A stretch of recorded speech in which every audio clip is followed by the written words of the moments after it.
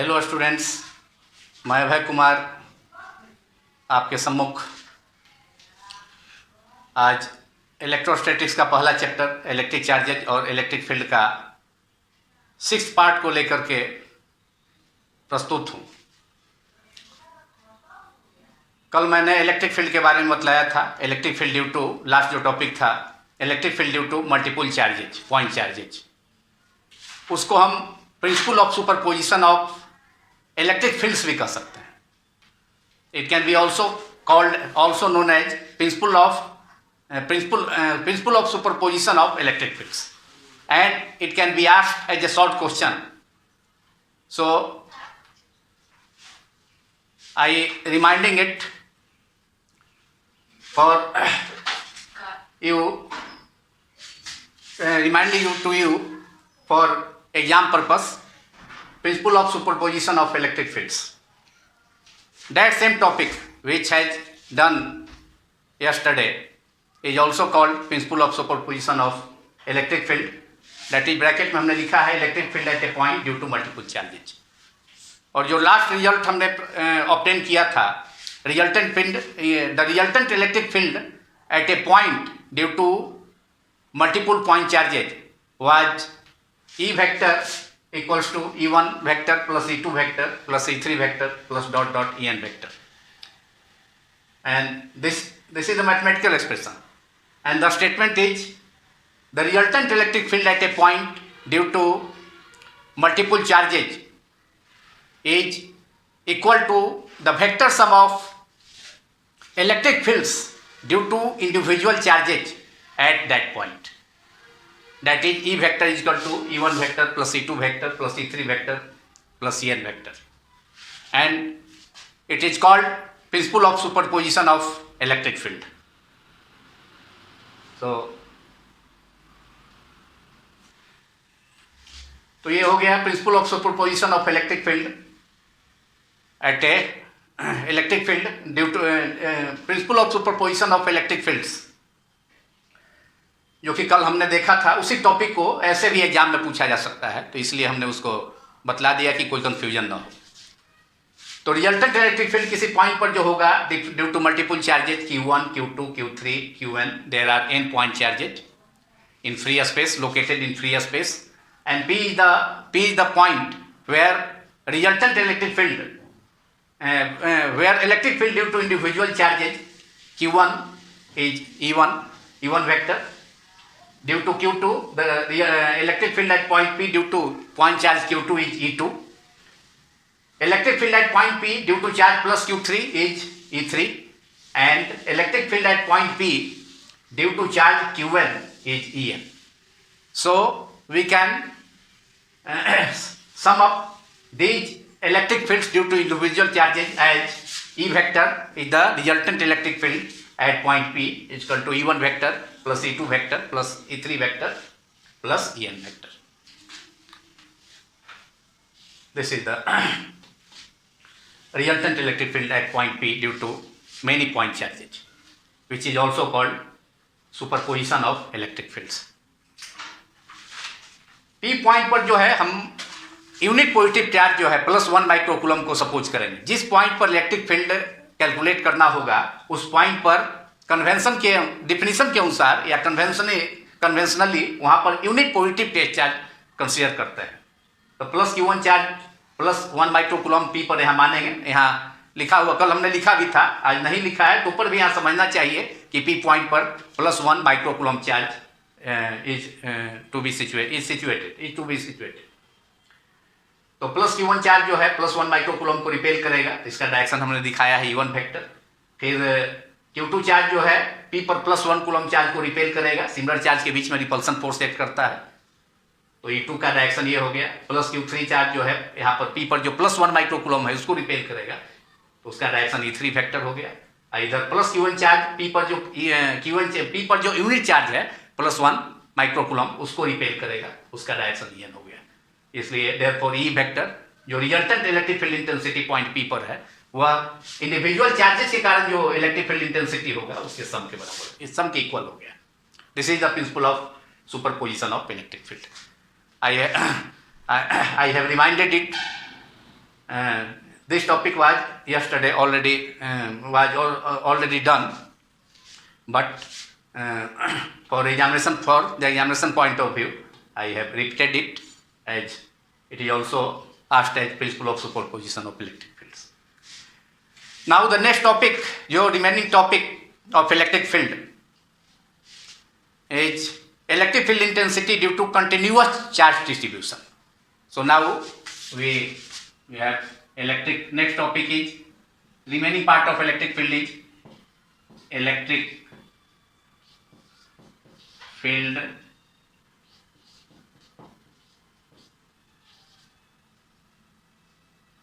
at a point due to continuous charge distribution. Continuous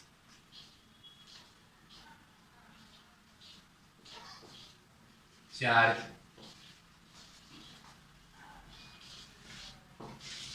distribution.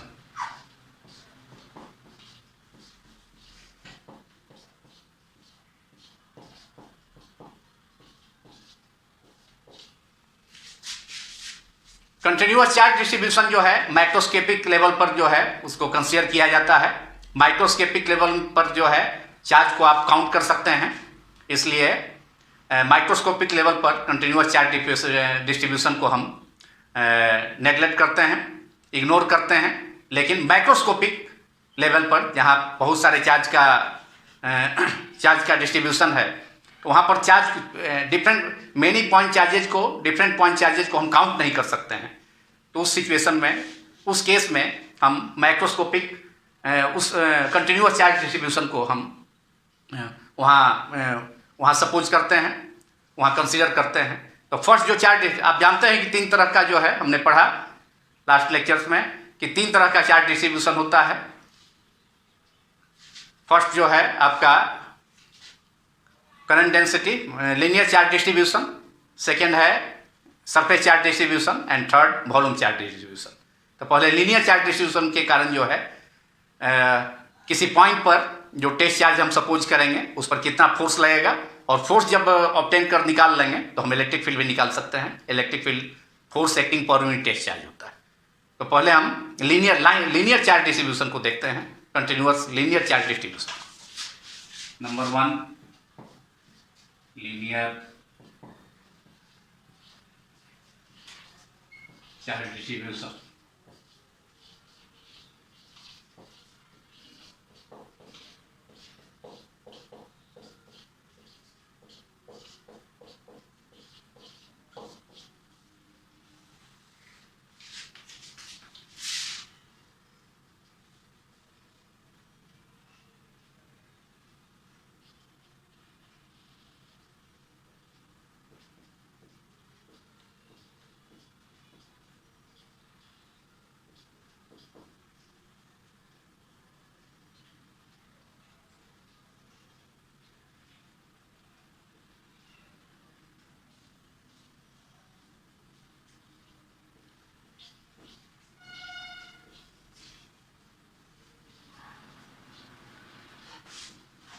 Suppose a linear charge distribution over a conducting wire, and suppose it's a small element.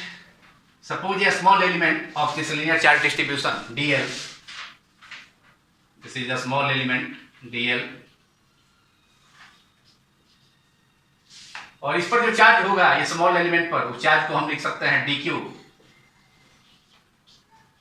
dq आप लिख सकते हैं, small charge dq होगा lambda into dl. Lambda into dl charge होगा lambda into dl. dq is the small charge on a small element of the linear charge distribution. This is a infinitely long line charge. dl is a small element consisting of having charge dq is equal to lambda into dl. If we multiply this element dl by linear charge density lambda, because linear charge density lambda gives charge per unit length q upon l. तो unit charge का जो है unit length पर जो charge है इस line linear conductor पर या वायर पर, कंडक्टिंग चार्ज वायर पर, तो उस पर जो है उसके पर यूनिट लेंथ पर चार्ज लेमडा है, तो डीएल लेंथ पर जो चार्ज होगा वह लेमडा इंटू डीएल हो जाएगा. So electric force and now P is a point at distance r from the center of the small element, and where plus q test charge is taken at distance r, and r cap is the unit vector along from the point from the a small element to point P, that is along OP, that is along the line joining the center of a small element and P is the unit vector. This is the unit vector r cap along R. The force acting on test charge plus Q due to, first of all we can calculate force acting due to charge force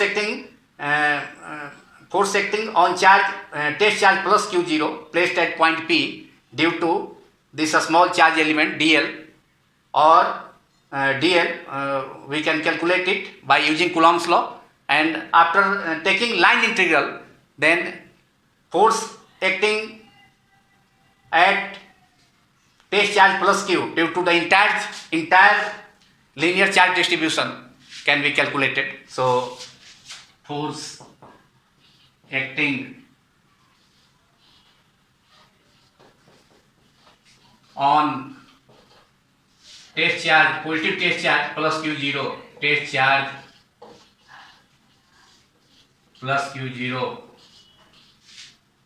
at point P due to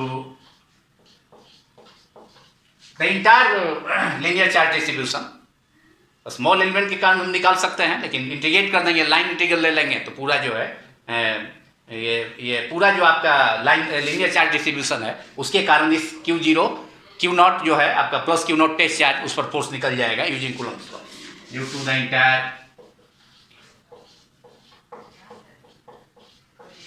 linear charge distribution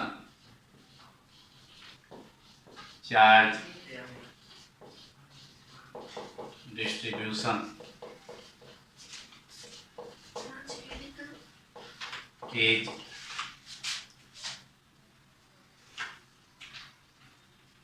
F equals to 1 by 4 pi epsilon naught multiplied by charge on test charge Q0 into, और ये small element पर जो charge है dq equal to lambda into dl.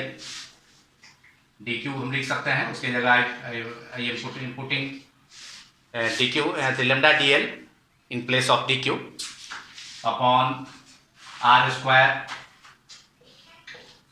r cap.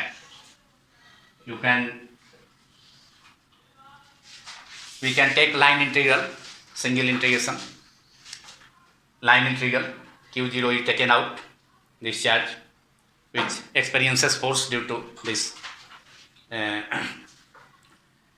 this small element, and if we integrate it, then force due to entire linear charge distribution is obtained. Where r is the distance, I have already mentioned it. So hence electric field, now we have to calculate electric field intensity at point P. हमें electric field intensity निकालना है, लेकिन Coulomb's law से हमने force निकाल दिया, force Coulomb's law का use करके. तो now electric field due to linear charge distribution, electric field we have to calculate electric field at point P where positive test charge plus Q0 is kept. Electric field intensity at point P due to the entire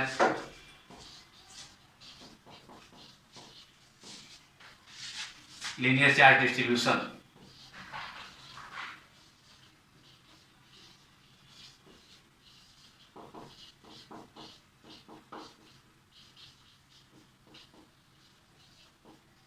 as equal to, आप जानते हैं ये होता है electric field intensity, force acting पर unit test charge. Unit charge पर किसी electric field के किसी पॉइंट पर यूनिट पॉजिटिव टेस्ट चार्ज पर जितना फोर्स एक्सपीरियंस होगा अदर चार्ज के द्वारा, चार्ज एलिमेंट के द्वारा, तो उसको हम क्या कहते हैं, electric field intensity at that point P. इसको हम E equal to F upon Q naught, कल हमने बतलाया था इसको। क्यू नॉट से अब यहाँ एफ का वैल्यू यहाँ पर है, पुट करेंगे एफ का वैल्यू। अब यहाँ पर जो है क्यू नॉट से क्यू नॉट कैंसिल हो जाएगा, तो डायरेक्ट हम लिख देते हैं 1/4 pi epsilon not lambda dl upon r square r cap. This is the required result, that is electric field intensity at point P at distance r from the linear charge distribution. This is the electric field. Now the second one is surface charge distribution. Surface charge distribution continuous distribution है surface पर, entire surface पर, surface area पर, conductor के surface area, unit surface area पर जितना charge present, जितना force, जितना charge present होगा उसको हम कहेंगे सरफेस चार्ज डेंसिटी। तो उसके लिए हम उसके लिए यूज करते हैं symbol sigma. Sigma is the surface charge density. तो now second is surface electric field intensity due to surface charge distribution. Electric field, similarly we can write electric field intensity at point P जहाँ पर कि test charge plus Q0 हमने रखा है, suppose किया point P due to the entire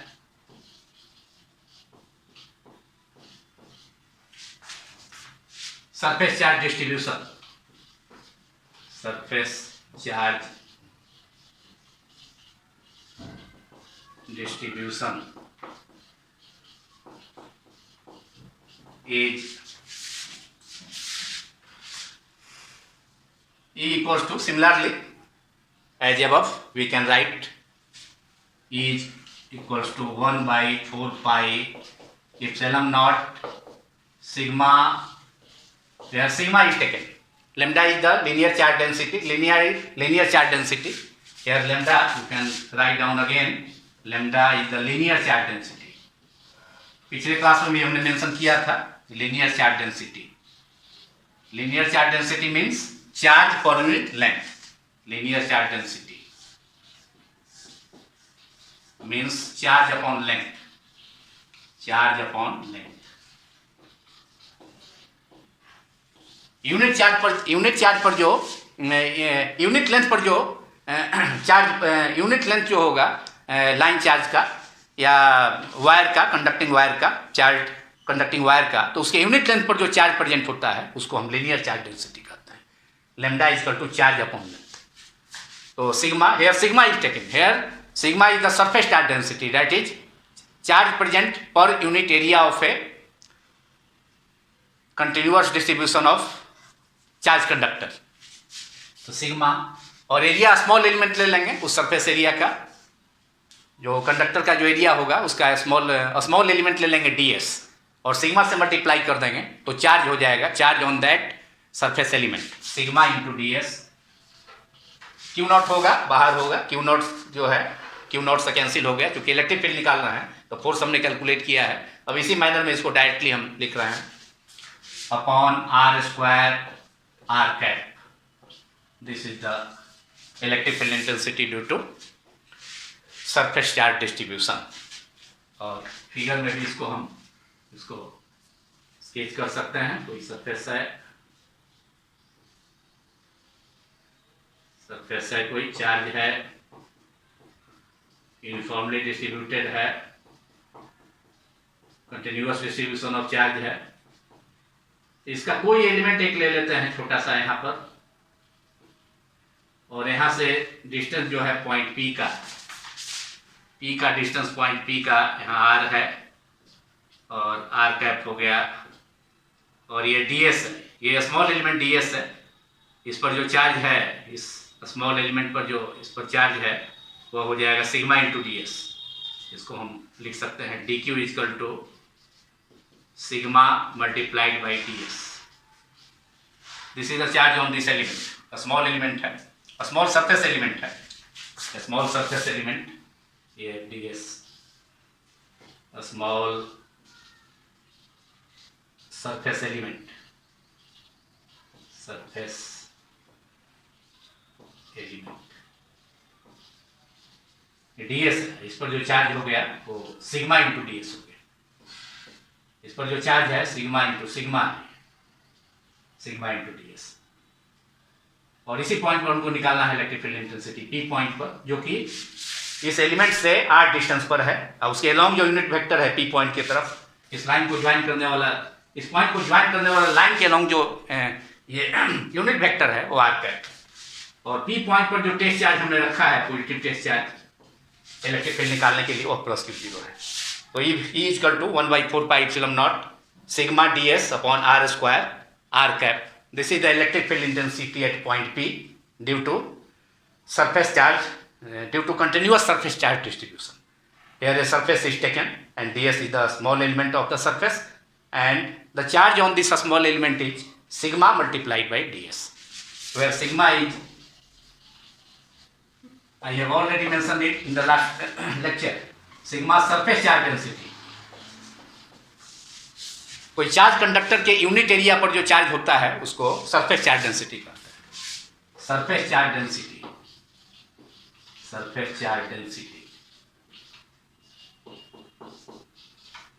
charge upon area, charge upon area, that is charge upon area, charge upon area. Unit area पर charge sigma है, तो डीएस एरिया जो small element है इस सरफेस कंडक्टिंग सरफेस का, charge conductor का, उस पर जो चार्ज हो जाएगा small charge D Q sigma into D S. Now the last is volume charge distribution, electric field due to volume charge distribution. Similarly we can find expression for the volume charge distribution also.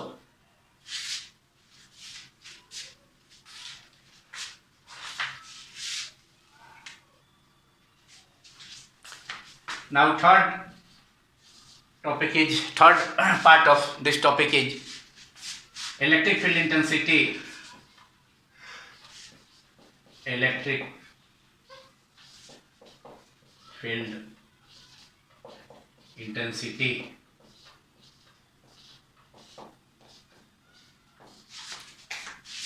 at a point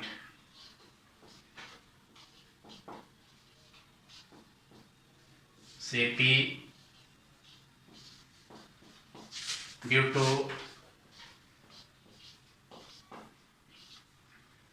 volume charge distribution, volume charge distribution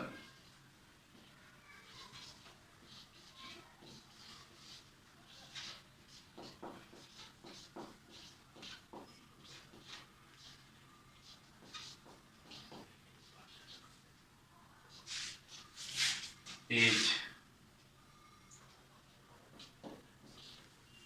given by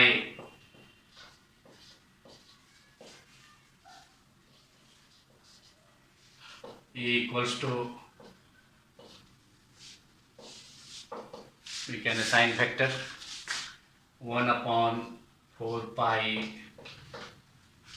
epsilon dot into rho into dv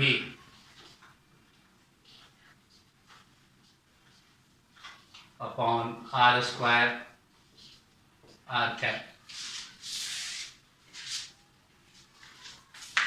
This is the third question, and suppose a volume charge distribution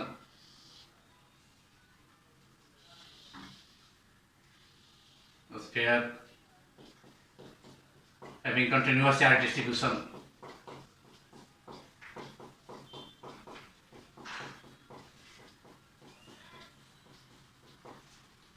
और इसका small volume ले लेते हैं, एक volume element ले लेते हैं entire volume का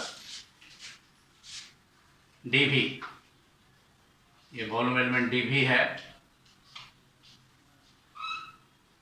और इस पर जो चार्ज है, इस पर जो चार्ज होगा उसको आप लिख सकते हैं डी क्यू इजकल टू, हम लिख सकते हैं d q equal to rho into d v, rho into d B.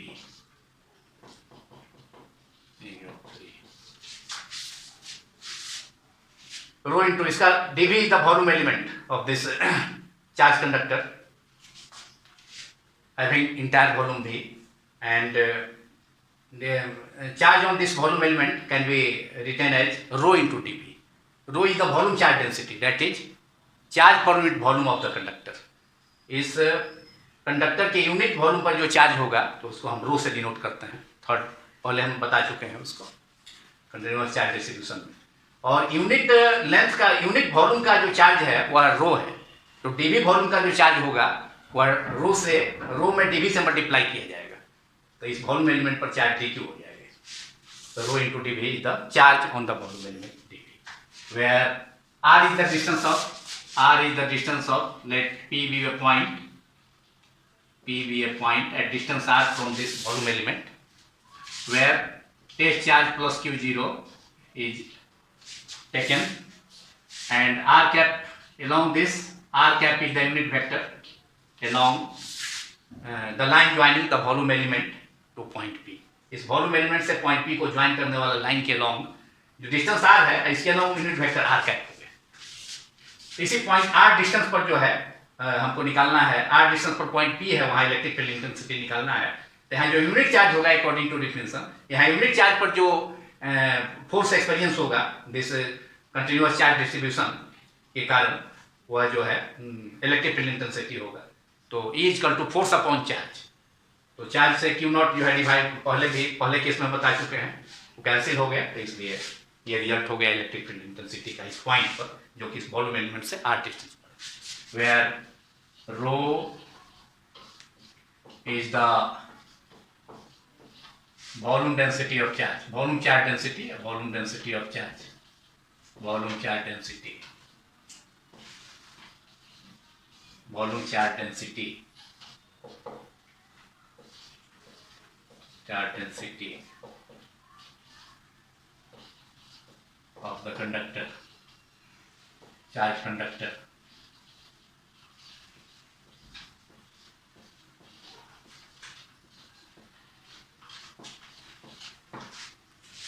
that is rho is equal to, आप लिख सकते हैं charge upon volume, charge per unit volume, that is charge divided by volume.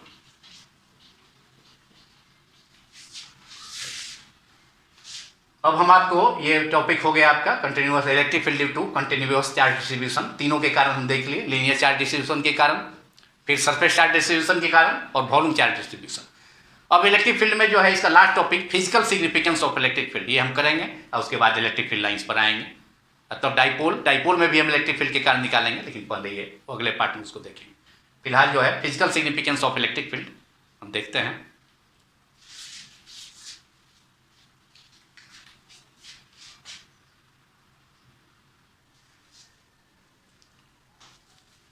Now the physical significance of electric field. The concept of electric field was given by Faraday. Electric field at a point inside the electric field at a point due to a point charge or a system of point charges is the force experienced by a unit positive test charge placed at that point, and we know that electric field intensity due to a point charge or a system of point charges E is equal to 1 by 4 pi epsilon naught q upon r square। कल हमने expression देखा था electric field due to a point charge और a system of point charge के कारण। तो electric field जो है वह पॉइंट चार्ज पर डिपेंड करता है, it depends on the point charge, और there are so many charges are present, then we will take the sum of electric field due to individual point charges at that point. So in that case is equal to sigma 1 by 4 pi epsilon naught q upon sigma over qi upon ri का ri square. कल हमने देखा था तो यहाँ पर electric field depend कर रहा है चार्ज पर, पॉइंट चार्ज पर या system of point charge Q पर डिपेंड कर रहा है, ये टेस्ट चार्ज पर डिपेंड नहीं कर रहा है। तो this is the significance of electric field, that electric field at a point is the property of the point charge or a system of point charges. It is independent of the test charge. You can write it. It is independent of the test charge. Here, test charge is not present because E is equal to force upon test charge Q naught. कल हमने बताया था force 1/4 pi epsilon 0 Q upon Q into Q naught upon R square multiplied by 1 by Q naught here divided by 1 by Q naught. Q naught cancel हो गया, तो ये only 1/4 pi epsilon naught Q upon R square. तो clear है कि electric field intensity केवल जो है पॉइंट चार्ज Q पर या मेनी चार्जेज रहेगा तो उसके सम पर डिपेंड करेगा, टेस्ट चार्ज पर डिपेंड नहीं कर रहा है। टेस्ट चार्ज तो यहाँ पर कैंसिल हो गया Q naught। ये है electric field due to a point charge. Electric field जो है वो केवल जो है ये प्रॉपर्टी है पॉइंट चार्ज का या सिस्टम ऑफ पॉइंट चार्ज का, ये टेस्ट चार्ज पर डिपेंड नहीं करता है। और इलेक्ट्रिक फील्ड डिस्टेंस बढ़ने के साथ घटता है, तो डिफरेंट पॉइंट ऑफ स्पेस होगा तो उसके डिफरेंट पॉइंट पर इलेक्ट्रिक फील्ड का value may be different. Electric field may be different at different point of the space. यहाँ पर इससे इंफॉर्मेशन ये मिला कि वैल्यू जाए 1/1/r²। आर बढ़ेगा इलेक्ट्रिक फील्ड घटेगा। अगर आर जो है if r is infinity electric field is 0, 1/∞² that is electric field is 0। Infinite distance पर इलेक्ट्रिक फील्ड 0 हो जाएगा। तो आर के साथ जो इलेक्ट्रिक फील्ड का जो वेरिएशन है वह डिक्रीजिंग नेचर का है, दैट इज आप देख सकते हैं इस ग्राफ में इसका वेरिएशन इलेक्ट्रिक फील्ड का आर के साथ।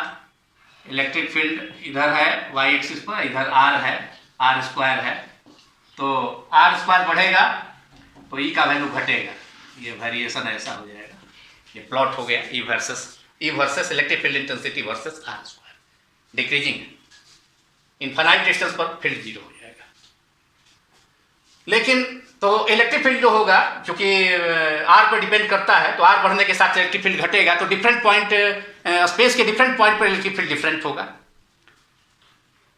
तो ये तो आपका सिग्निफिकेंस हो गया कि इलेक्ट्रिक फील्ड जो है किसी पॉइंट पर यूनिट पॉजिटिव टेस्ट चार्ज अगर रखा हुआ है तो कितना फोर्स एक्सपीरियंस करेगा वह इलेक्ट्रिक फील्ड होगा। और केवल जो है ये डिपेंड करता है,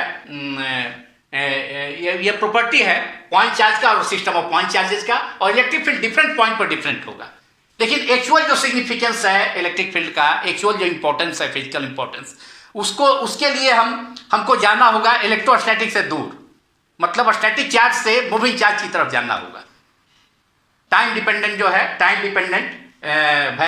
वैरिंग इलेक्ट्रोमैग्नेटिक फिनोमेना को देखना होगा, जिसमें मूविंग चार्ज जो होता है मूविंग चार्ज जो होता है N accelerated charge radiates energy in form of electromagnetic radiation.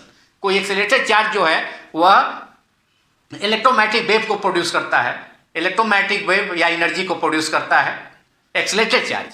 तो अगर हम दो चार्ज ले लेते हैं, एक चार्ज Q है और दूसरा चार्ज Q नॉट है, एक पॉइंट चार्ज है दूसरा मान लेते हैं टेस्ट चार्ज है, तो उसके बीच में फोर्स देखते हैं जो कि एक दूसरे से दूर है, Q and Q1 are kept at distant, and then accelerated motion देखते हैं हम Q का। तो अगर चार्ज Q नॉट की तरफ एक्सेलरेट करेगा तो वह रेडिएट करेगा energy in form of electromagnetic radiation, electromagnetic wave. और electromagnetic you know that electromagnetic wave travel with speed of light, that is 3 × 10⁸ metre per second. और जब ये चार्ज एक्सेलरेट होकर के इलेक्ट्रोमैग्नेटिक वेव प्रोड्यूस करेगा और वह वेव जो है जाकर के Q नॉट से जो है जाकर पर स्ट्राइक माने वहाँ रीच करेगा Q नॉट पर, तो इस Q नॉट पर एक फोर्स जो है एक्सपीरियंस करेगा। और आप जानते हैं कि force experience by unit test charge at a point gives the electric field intensity at that point. तो इस प्रकार एक्सेलरेटेड मोशन चार्ज Q के कारण जो है, Q जो एक्सेलरेटेड मोशन के कारण एक्सेलरेटेड मोशन में होगा तो इलेक्ट्रोमैग्नेटिक रेडिएशन या एनर्जी रेडिएट करेगा इन फॉर्म ऑफ इलेक्ट्रोमैग्नेटिक वेव। और वह इलेक्ट्रोमैग्नेटिक वेव जा करके जब टेस्ट चार्ज Q नॉट से तक पहुंचेगा तो उस पर फोर्स एक्सपीरियंस करेगा, और जिसके कारण जो है उस पॉइंट पर जहां पर कि टेस्ट चार्ज Q नॉट रखा हुआ है वहां इलेक्ट्रिक फील्ड प्रोड्यूस हो जाएगा। तो this is the physical significance of electric field. Now हम देखेंगे electric field lines. Electric field lines. Now electric field lines. Electric field lines और electric lines of force. Field lines और electric lines of force. Lines of force was the name given by Faraday. So concept of electric field lines were also discovered by Faraday to explain the concept of electric field. Electric lines of force.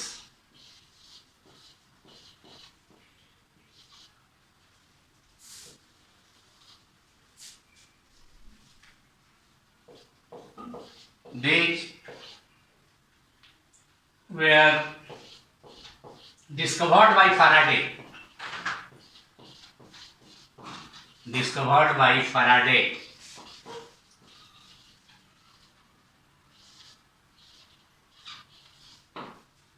ये pictorial representation है electric field का. It gives the pictorial representation of electric field. It gives the pictorial representation of electric field. Pictorial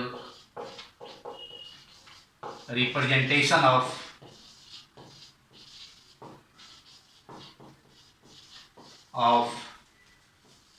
electric field.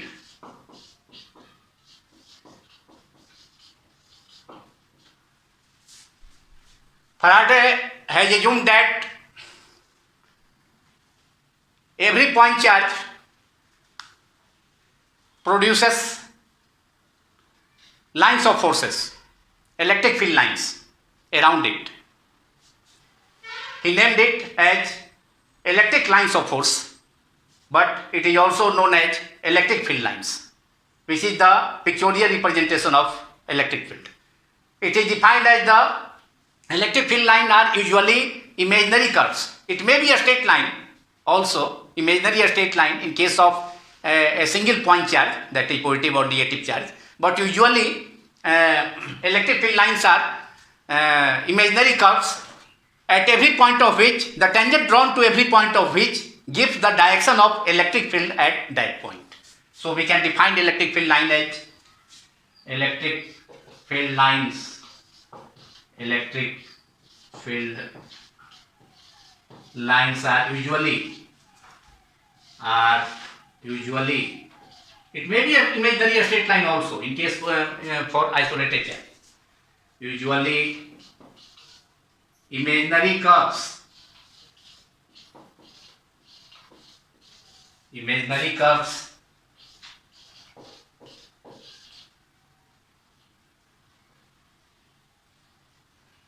the tangent drawn to every point of a curve gives the direction of electric field, gives the direction of magnetic field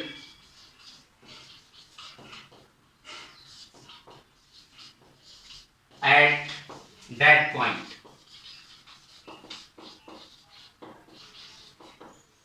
This is the definition of electric field line. You can write it. Electric field lines are usually imaginary curves. It may be a straight lines for a single point charge, that is positive or negative charge.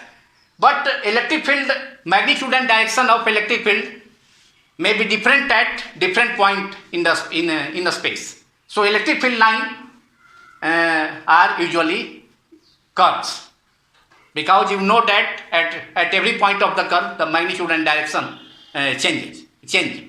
So usually imaginary curves, electric field lines are usually imaginary curve. Imaginary curve है, ये curve होता है क्योंकि electric field का magnitude direction प्रत्येक point पर change करता है, तो इसलिए ये यूजुअली कर्व होता है.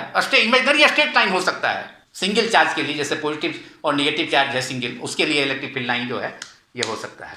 और इलेक्ट्रिक फील्ड लाइन एक और है कि कंटिन्यूअस होता है. इसलिए कि इलेक्ट्रिक फील्ड जो है ब्रेक नहीं करता है, कंटिन्यूअस इलेक्ट्रिक फील्ड होता है, इसलिए electric field lines are also continuous. It breaks only at the end points, at the terminal, at the positive charge or negative charge. It do not form closed loop, but it is, since electric field is continuous, then electric field lines are also continuous. You can write it, electric field lines are, it may be also as a short question in NCERT textbook, if whether electric field lines are continuous or not. Electric field lines are continuous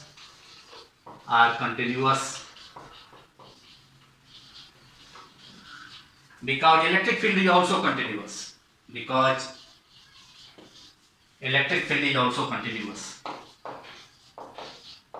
Electric field is also continuous.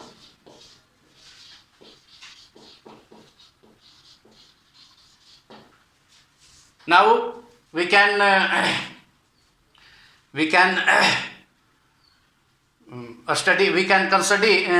study the property of electric field lines and a sketch of electric field lines of different charges.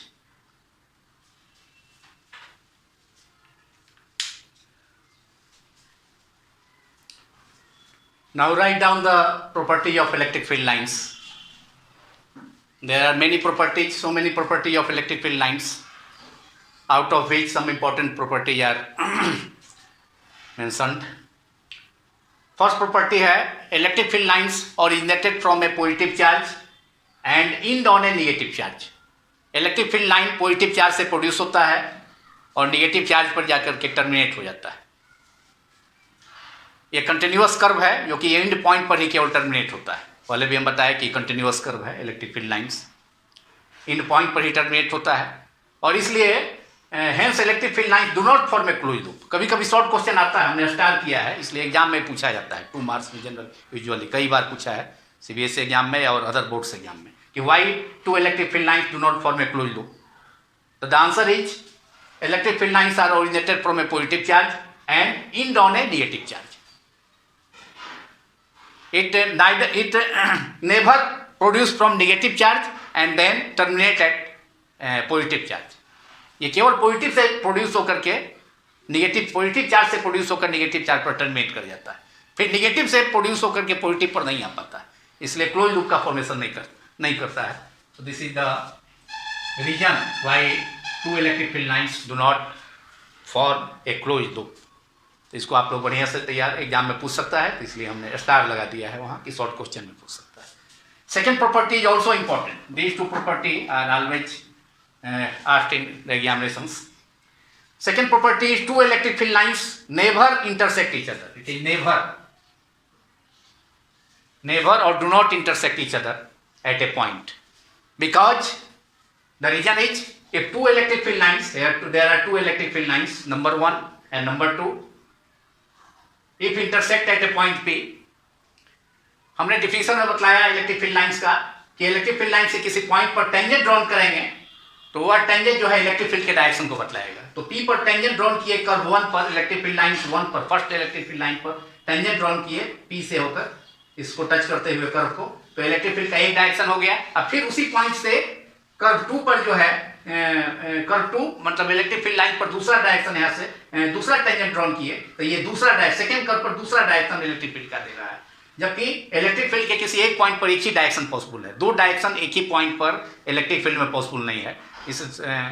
Hence and therefore this is the reason why 2 electric field lines do not intersect each other at a single point. इसको भी star किया है, ये भी जो है exam में पूछता है 2 मार्क्स में शॉर्ट क्वेश्चन में, इसलिए दोनों पॉइंट को आप बढ़िया से तैयार करेंगे. उसका रीजन दे दिया है क्यों नहीं इंटरसेक्ट करता है, उसका रीजन भी है नीचे लिख दिए हैं. और थर्ड जो है प्रॉपर्टी है इलेक्ट्रिक फील्ड लाइन जो है do not pass through a conductor. Conductor से होकर पास नहीं करता है.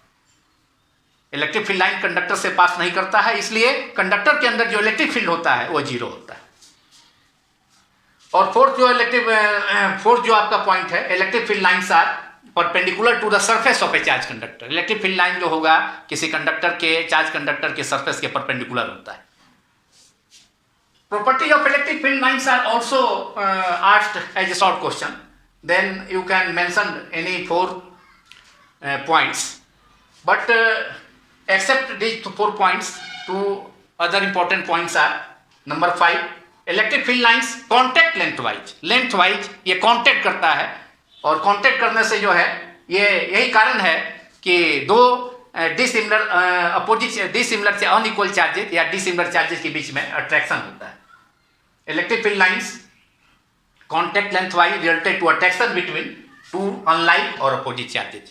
एक चार्ज प्लस दूसरा माइनस होगा तो उसके बीच में अट्रैक्शन होता है. ये कैवेंडिश लॉ ऑफ अट्रैक्शन और रिपल्सन है. कैवेंडिश ने अपने एक्सपेरिमेंट से बतलाया था, जो पहले बता चुके हैं first lecture.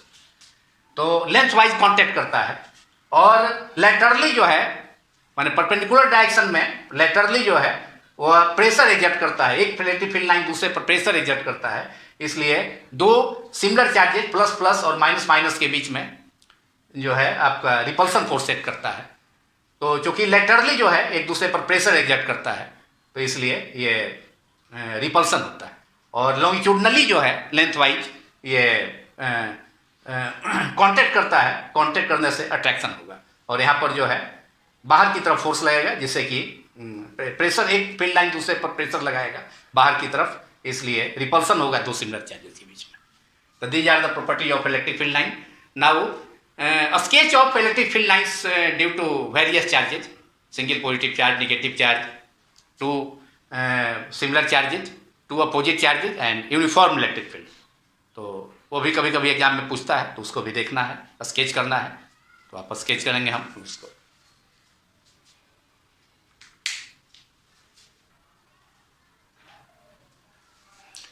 Now sketch the electric field lines of different system of charges.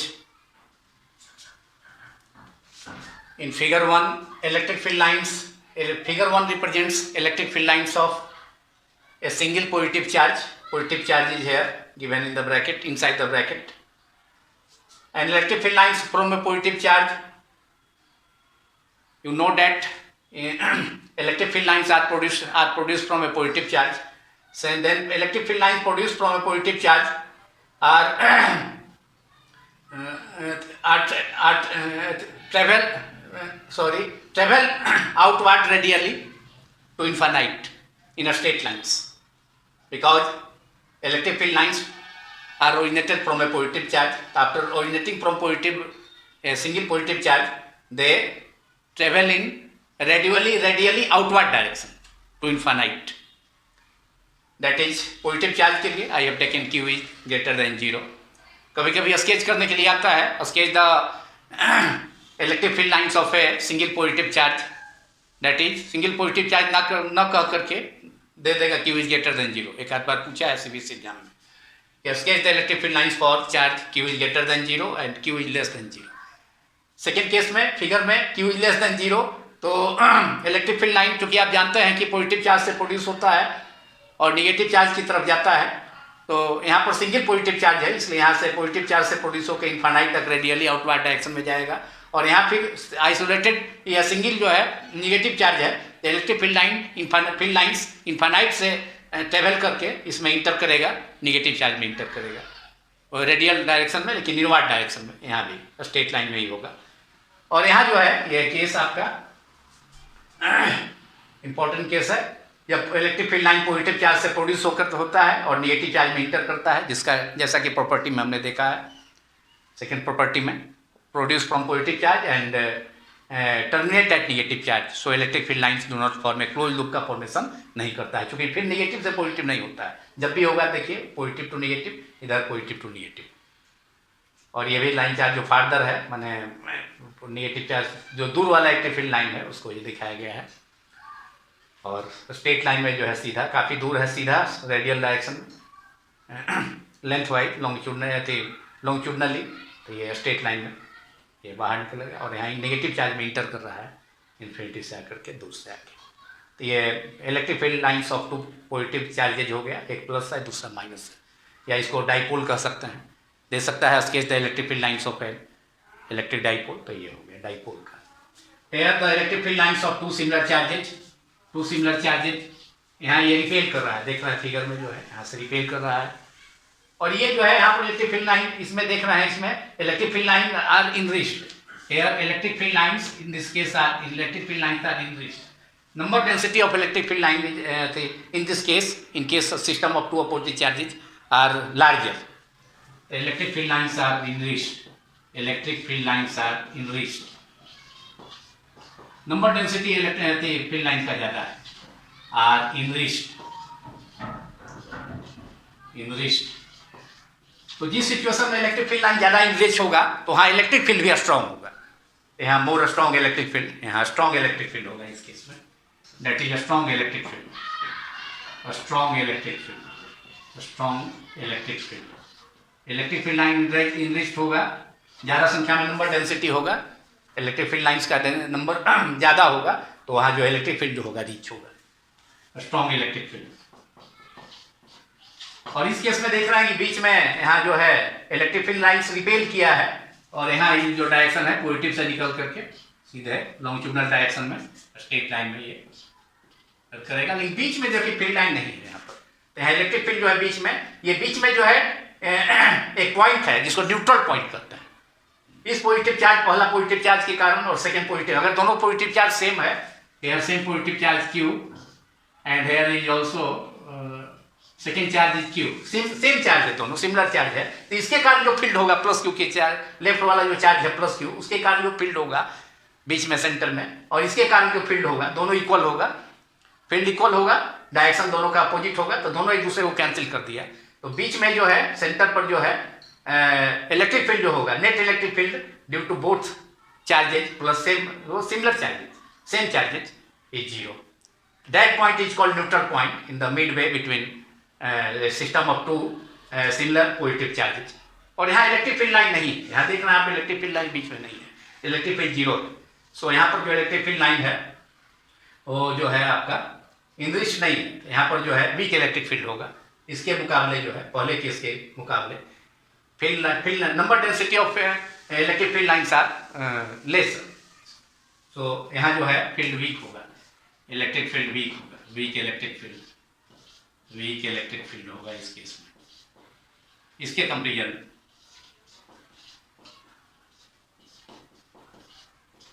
Number density, since number density of electric field lines are lesser, number density is more कम है, इसलिए number density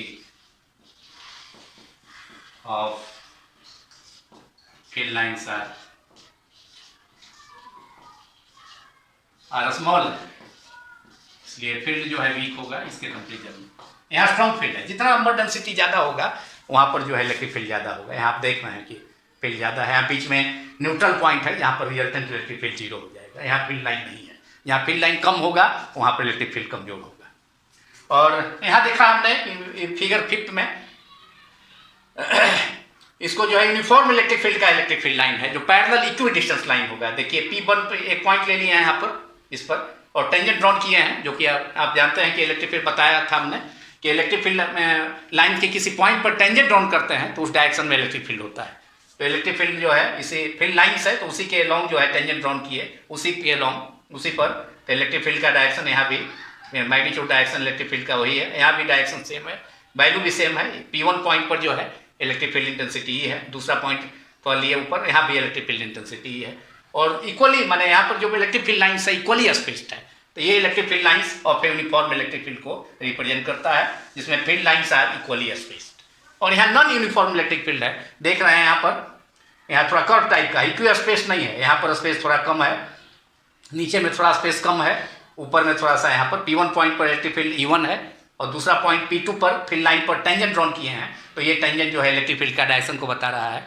तो दोनों जगह पर इलेक्ट्रिक फील्ड यहाँ E1 है P1 point पर थोड़ा बॉटम पर, और यहाँ थोड़ा सा अपर पॉइंट पर लिए हैं सेकंड दूसरा इलेक्ट्रिक फील्ड लाइन पर. तो यहाँ इलेक्ट्रिक फील्ड जो है का वैल्यू जो E2 है जो चेंज कर गया, यहाँ पर यूनिफॉर्म था, P1 पर भी है और दूसरे पॉइंट P2 पर भी, दूसरे फील्ड लाइन के पॉइंट P2 पर भी है, लेकिन यहाँ पर चेंज कर गया E1 और E2, और डायरेक्शन भी चेंज हो गया क्योंकि यहाँ पर कर्व टाइप का हो गया, थोड़ा सा कर्व सेट हो गया. तो इसलिए ये, और स्पेसिंग भी यहाँ पर जो है, यहाँ स्पेसिंग थोड़ा कम है और यहाँ ऊपर में जाकर के थोड़ा स्पेसिंग ज़्यादा हो रहा है, यहाँ पर स्पेसिंग कम है, यहाँ जो है स्पेसिंग कम है, ऊपर में थोड़ा ज़्यादा है. इसलिए डिफरेंट पॉइंट पर इलेक्ट्रिक फील्ड भी अधिक है, थी का वैल्यू चेंज कर रहा है, P1 पॉइंट पर E1 है, P2 पर E2 है, और स्पेसिंग भी इक्वल नहीं है, तो इसलिए ये electric field lines of a non uniform electric field हो गया, जिसमें unequal spacing between electric field lines eight points P1 and P2 जो फिगर में शो किया गया है। इस सबको आप स्केच कर लें अच्छी तरह से, और एक्सप्लेन भी हो गया। और यहाँ हम देख लेते पहला और दूसरा फिगर में कि इलेक्ट्रिक फील्ड लाइन देखिए पॉइंट चार्ज से जो है चार्ज के नज़दीक जो इलेक्ट्रिक फील्ड लाइन्स है वो जो है थोड़ा सटा हुआ है, देख रहे हैं यहाँ पर भी। दूर जाने पर सेपरेशन पड़ रहा है लाइन्स के, तो दूर जाने पर माने चार्ज से दूर हटेंगे तो इलेक्ट्रिक फील्ड इंटेंसिटी जो है घटता है। अभी हमने दिखाया था E equal two point charge के कारण इलेक्ट्रिक फील्ड 1/4πε0 Q/r²। तो दूर जाने पर इलेक्ट्रिक फील्ड जो है कमजोर होगा, तो इसलिए इलेक्ट्रिक फील्ड लाइन की स्पेसिंग बढ़ जा रहा है। और यहाँ चार्ज जो है चार्ज के समीप, चार्ज के पास जो है प्लस Q चार्ज है, यहाँ मतलब पॉजिटिव चार्ज है, तो इसके पास इलेक्ट्रिक फील्ड लाइन जो है सटा हुआ है, देख रहे हैं आप। लेकिन थोड़ा दूर जाने पर ये सेपरेशन बढ़ रहा है, जो है थोड़ा सा वाइड हो जा रहा है इलेक्ट्रिक फील्ड लाइन। और यहाँ पर भी वही बात है, थोड़ा दूर रहने पर, चार्ज से दूर रहने पर इलेक्ट्रिक फील्ड लाइन जो है सेपरेशन ज़्यादा वाइड है, लेकिन निगेटिव चार्ज के पास आने पर जो लाइन्स है वह सट माने थोड़ा सा उसके बीच में विड्थ जो है घट जा रहा है।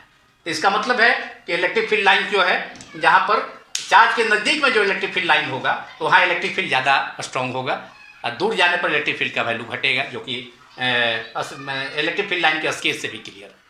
दूर चार्ज से दूर इलेक्ट्रिक फील्ड लाइन थोड़ा सा स्पेसिंग ज़्यादा है और नज़दीक में कम है। जहाँ स्पेसिंग ज़्यादा है वहाँ इलेक्ट्रिक फील्ड कमज़ोर होगा, वीक होगा, और नज़दीक में जो है इलेक्ट्रिक फील्ड स्ट्रॉन्ग है।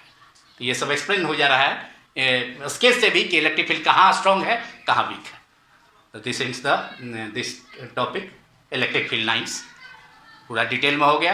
अब नेक्स्ट क्लास में जो है नेक्स्ट सेक्शन में 7 में इलेक्ट्रिक डाइपोल के बारे में, electric field due to electric dipole and torque due to electric dipole वो होगा। और उसके बाद जो है इलेक्ट्रिक फ्लक्स और गॉसेस थ्योरम, यही अब 4 टॉपिक आपका बच गया है। इसको अगले पार्ट्स में इसको करेंगे, और लास्ट में जो है सबका न्यूमेरिकल भी पूरा डिटेल में जो है पूरे टेक्स्ट बुक से जो है पूरा उसको करेंगे लास्ट में। ठीक है, थैंक यू वेरी मच।